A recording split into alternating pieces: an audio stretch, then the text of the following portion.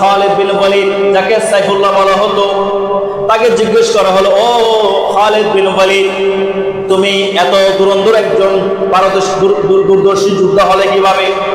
তুমি এত সুন্দর যুদ্ধ কৌশল শিখলা কিভাবে? আজ পর্যন্ত তোমাকে তো কোনো যুদ্ধে পরাজিত হতে দেখি নাই। খালিদ বিন ওয়ালিদ বলেন, আমরা একদিন রাসূলের সঙ্গে উমরা করার আমার সুযোগ হয়েছে। উমরার মধ্যে যখন হাল করেছে, মাথা মুন্ডন করেছে, রাসূলের সামনের অগ্রভাগের কপালের একটা চুল মুবারক আমি পেয়ে গিয়েছি। সাহাবায়ে কেরাম ওই চুল মুবারক নেওয়ার জন্য তাড়াহুড়া করে তাবুক নেওয়ার জন্য হুমড়ে পড়েছে। ভাগ্যক্রমে অগ্রভাগের চুল আমি পেয়ে গিয়েছি। আমি এই চুল মুবারকটা আমার মাথায় যে টুপি দেখছো, ওই টুপির সামনের ভাগে আমি সেলাই করে রেখে দিয়েছি। আর এই টুপি পরে যখন আমি যুদ্ধের ময়দানে অবতরণ করি, তখন আল্লাহ পাক রব্বুল আলামিন এই চুলের বরকতে আমাকে যুদ্ধের মধ্যে বিজয় দান করেন। জোরে বলেন না সুবহানাল্লাহ। সাহাবায়ে কেরামের আকীদা কি ছিল?